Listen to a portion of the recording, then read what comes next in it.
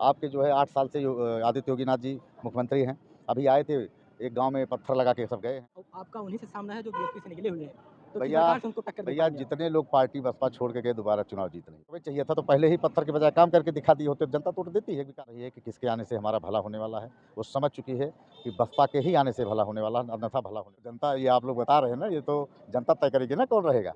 एक बार कहीं कहीं 3-3 कुर्मी लड़ते हैं, 4-4 कुर्मी बार का ही जब आदमी चाहिए, तो राजा क्यों चले गए यहाँ से। यूपी में उपचुनाव की सरगर्मियां तेज है। अभी हम कटेहरी विधानसभा चुनाव में हैं। हमारे साथ बीएसपी के कैंडिडेट अमित वर्मा जी हैं। सर, सबसे पहले आपका स्वागत है।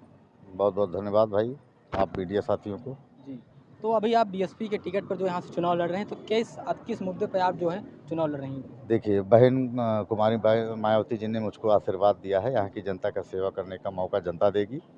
और मैं इतना कहूँगा कि यहाँ का विकास माननीय बहन जी के राज में हुआ है, बसपा के राज में हुआ है। चाहे मेडिकल कॉलेज हो, तमाम ऐसी संस्थाएं जो बनी, जिला बना, उन्हीं की देन है। बाकी तो समाजवादियों ने तो इसको जो है जिला का विरोध किया था कि जिला ही ना बने। और जो लोग भी आज चुनाव लड़ रहे हैं, वो बसपा के ही गए हुए कैंडिडेट हैं, वहाँ जाके चुनाव लड़ रहे हैं। बसपा पार्टी तो नर्सरी है, तो ये बहुजनों का जो है गढ़ है ये अम्बेडकर नगर। और कटहरी खास तौर पे यहाँ 2 बार छोड़ के बाकी हमेशा जो है बसपा ही चुनाव यहाँ जीती है, और कोई दूसरा नहीं जीता है यहाँ। अब की तो बसपा ही तो चुनाव जीती, जो जनता जनार्दन कह रही है कि विकास के नाम पे वोट पड़ना चाहिए, और सही कह रही है, विकास के नाम पे ही वोट पड़ना चाहिए।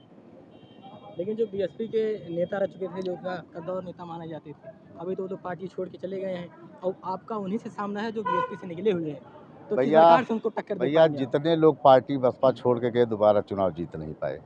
ये अम्बेडकर नगर है, अम्बेडकर नगर की जनता बाखूबी जानती है। 5 साल समाजवादी की सरकार चली, 5 साल समाजवादी की जब सरकार चली, तो जो बहन जी ने यहाँ मेडिकल कॉलेज बनाया, उसमें जितनी भी मशीनरी लगी थी, मेडिकल कॉलेज का उठा के आजमगढ़ ले जाने का काम किया। 5 सालों में एक काम बताते तो वोट मांगते तो अच्छा था समाजवादी के लोग। और दूसरी तरफ आपके जो है 8 साल से आदित्य योगीनाथ जी मुख्यमंत्री हैं। अभी आए थे, एक गांव में पत्थर लगा के सब गए हैं।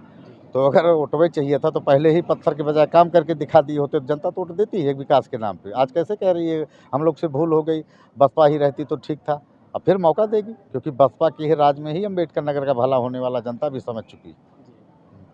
तो लोगों के बीच में आप जा रहे हैं, तो कैसा प्रचार का कैसा माहौल दिख रहा है? लोगों का जो प्यार मिल रहा है बहुत अच्छा मिल रहा है। जनता चुनाव लड़ रही है, यहाँ जनता जान रही है कि किसके आने से हमारा भला होने वाला है।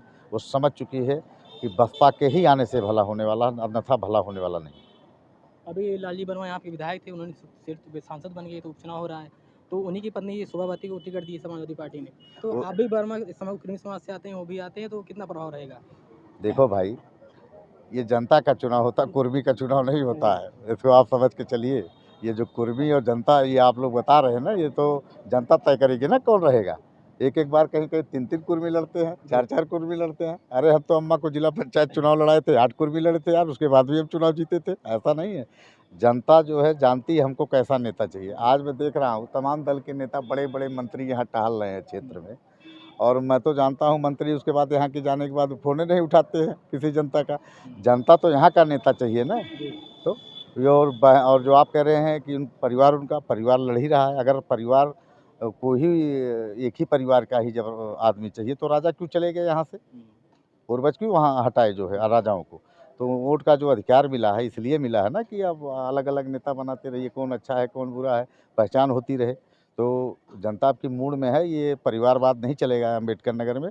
और परिवारवाद तो अखिलेश यादव जी के भी अंदर है, अपने परिवार से आगे हट ही नहीं सकते। उनको भी विधानसभा जो छोड़े हैं, उसमें भी उन्हें भतीजा लड़ रहा है, कौन लड़ रहा है, मतलब परिवार ही लड़ रहा है। पूरे 80 के 80 सीटों में परिवार से हट के एक भी यादव को टिकट दिया हो तो बताइए। बसपा के राज में 6-6 सांसद हुआ करते थे यादवों के। तो बसपा तो माननीय काशीराम जी की जो सोच थी, बसपा की बहन जी की, तो कहीं न कहीं से जिसकी जैसी क्या नाम है, साझेदारी उसकी हिस्सेदारी। तो हिस्सेदारी के हिसाब से आप जो टिकट जो दिया है, एक ब्राह्मण को टिकट नहीं दिया है भाजपा के लोगों ने, और बहन जी ने 2-2 ब्राह्मण को दिया है।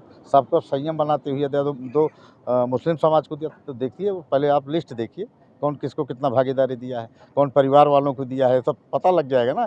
4 समाजवादी तो 4-4 लोगों को परिवारवाद को टिकट दिया है, तो कौन है परिवारवाद? हाँ, तो लेकिन ये बताइए, आप इस कटेहरी की बात करिए हम खास तौर पे, तो आपको क्या लगता है कि कटेहरी में किन किन विकास कार्यों का अभाव रह गया, और अगर आपको जनता मौका देती है, तो आप इन कार्यों के ये बताइए भैया, जब से बहन जी के राज में जब सरकार थी तो जो सड़कों का जाल बहन जी ने बिछाया, ये सरकार जो बैठी है सबसे ज़्यादा जीएसटी ले रही है, महंगाई बढ़ा दी है, हर चीज़ दुगना तिगना चौगुना हो गया है, पेट्रोल डीजल क्या चीज़ बचा है जो रेट नहीं बढ़ा है, और केवल चत्ती लगा रही है सरकार। तो जनता समझ नहीं रही क्या इस चीज़ को कि फ्रेश रोड बनता था पहले कैसे, चमचमाती हुई सड़कें बनती थी, वो सब चीज़ें समझ विकास के नाम पे ही वोट पड़ने वाला है। ये तो केवल सेमीफाइनल चल रहा है, ये उपचुनाव है, फाइनल तो 27 में है। और सबको डर है कि बहन जी का राज लौटेगा, सबका दुकान बंद हो जाएगा, और कहीं न कहीं भ्रष्टाचार खत्म हो गया था, किसी थाने पे 1 रुपया माँगने की हैसियत नहीं पड़ती थी किसी की।